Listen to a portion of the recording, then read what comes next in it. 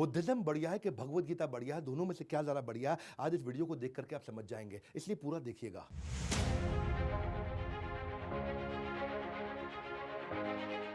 कुछ सवालों को ध्यान से सुनिएगा।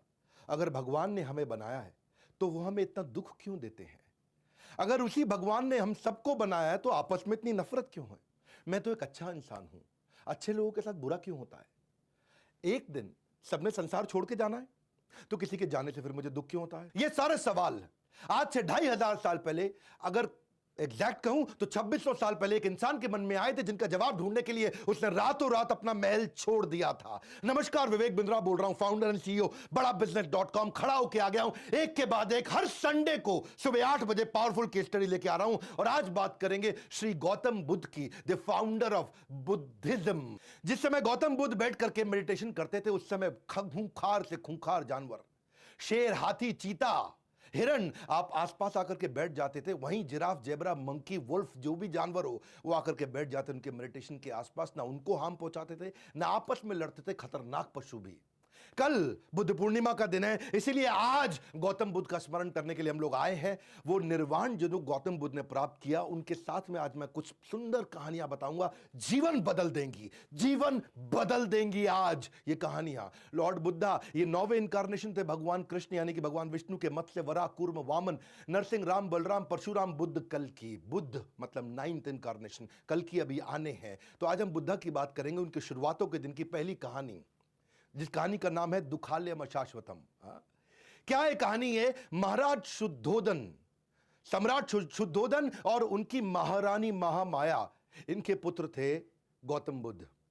जब महारानी महामाया जन्म देने वाली थी एक बच्चे को, तो सोची कि मैं अपनी मां के घर जाती हूं। अपनी मां के घर जाने के लिए जब अपनी टीम के साथ अपने आसपास जो उनके सारथी थे उनको लेकर जा रहे थे, तो रास्ते में उनको प्रसव पीड़ा हुई। जिस स्थान पर प्रसव पीड़ा हुई उसको बोलते हैं लुंबिनी। ये नेपाल में पड़ता है आज के समय में, पहले भारतवर्ष में था।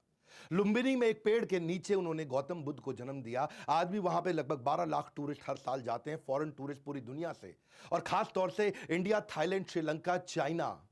आज जब ये इनका जन्म हुआ तो किसी योगी ने उसी समय बता दिया था कि या तो ये महान संत बनेंगे या महान सम्राट बनेंगे।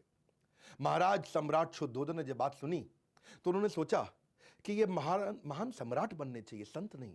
अगर संत बन गया तो मेरे आगे उत्तराधिकारी कौन होगा? और ये संत ना बन जाए, इसके मन में वैराग्य ना आ जाए, तो इसे सभी प्रकार के दुख, तकलीफों से, समस्याओं से दूर रखता हूं।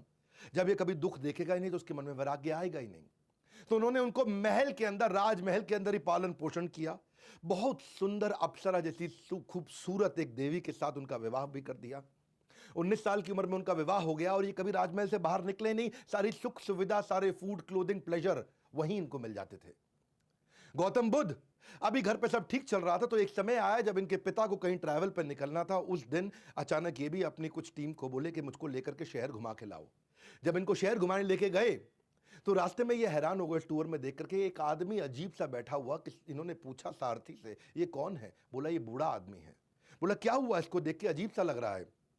बोले ये बूढ़ा आदमी है, हर इंसान को बूढ़ा होना है, एक दिन हर व्यक्ति बूढ़ा हो जाएगा। इनका रियलाइजेशन हुआ कि एक दिन मैं भी बूढ़ा हो जाऊंगा।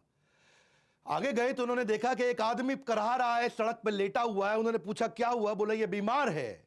बोले बीमार क्या होता है?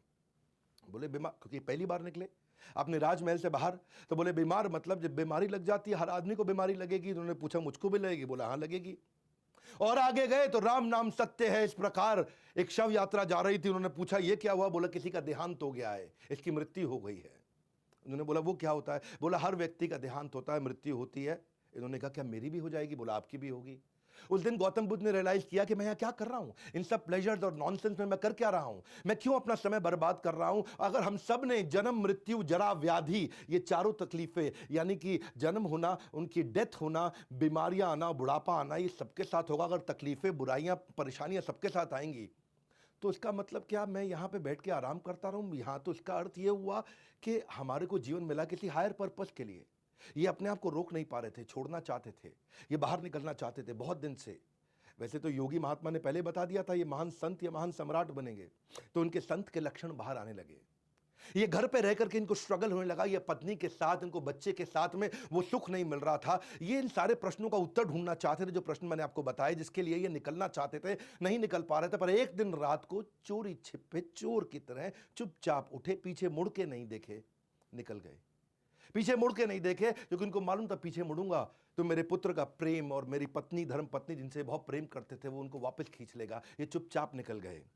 और भगवत गीता की लेसन, वो लर्निंग यहां पे क्या उन्होंने एस्टैब्लिश किया, भोग ऐश्वर्य प्रसक्ता नाम तया भृत चेतसाम व्यवसायत्मका बुद्धि समाधो न विधीयति।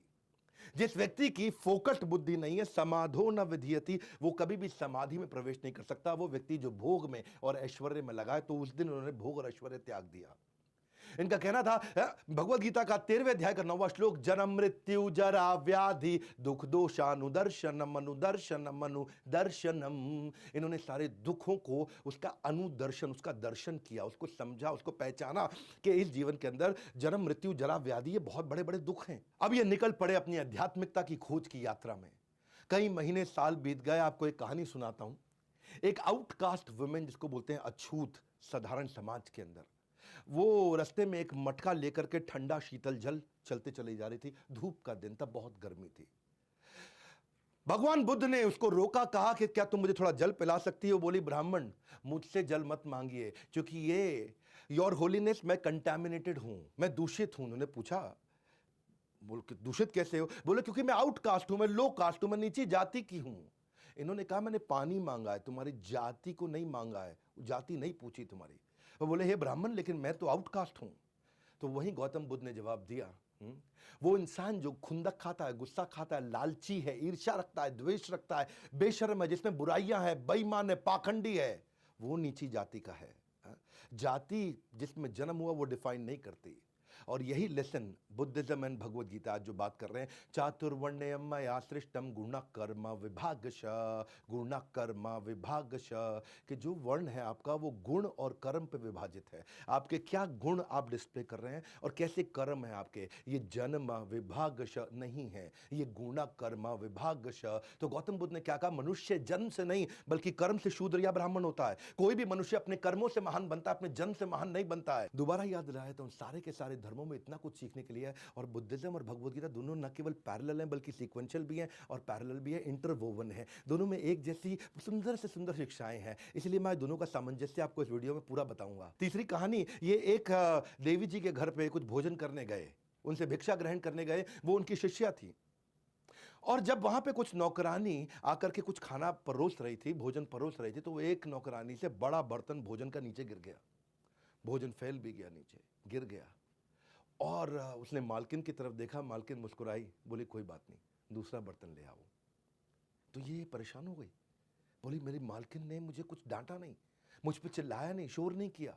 हाँ, पिछले मालिक ने तो मेरा बुरा हाल कर दिया था, ये कैसी मालकिन है, इसके अंदर इतना प्रेम, इतनी करुणा कैसे, इतनी जल्दी माफ कर दिया। तो गौतम बुद्ध जब चले गए, तब उन्होंने अपनी मालकिन से पूछा कि आपको गुस्सा क्यों नहीं आया मेरे ऊपर?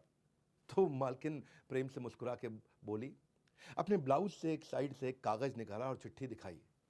बोला कि आज सुबह सुबह मुझे संदेशा आया है कि मेरे पति और मेरे 8 पुत्रों का देहांत हो गया, किसी ने उनकी हत्या कर दी। बोले, जब मैं उससे दुखी नहीं हुई और तब भी अनअफेक्टेड मुस्कुराहट के साथ भगवान की सेवा कर रही हूं, तो आपका बर्तन गिरना तो बहुत छोटी सी बात है। वो नौकरानी हैरान हो गई, बोले, इतना बड़ा हादसा, आप हैरान नहीं हुए? वो बोली, क्योंकि मैं भगवान बुद्ध की शिष्या हूँ, मैं उनकी डिसाइपल हूँ। और वही एस्टैब्लिश उन्होंने किया। वही एस्टैब्लिश उन्होंने किया जो 6 अध्याय के 19वें श्लोक में कृष्ण ने सिखाया, यदा दीपो निवातस्थो न इंगते सोपमा स्मृता योगिनो यत चित्तस्य युञ्जते योगमात्मना। जैसे दीपक, जैसे दिया, एक विंडलेस, विंडलेस मतलब जहाँ हवा नहीं, निवात, जहाँ वात यानी वायु नहीं है, वो आराम से टिक के जलता रहता है। वो दिया ऐसा हिलता नहीं है, वेवर नहीं करता, हाँ, आराम से जलता रहता है। उसी प्रकार योगी का भी चित्त इसी प्रकार स्टेबल रहता है। जिसने, गौतम बुद्ध कहते हैं कि जिसने अपने मन को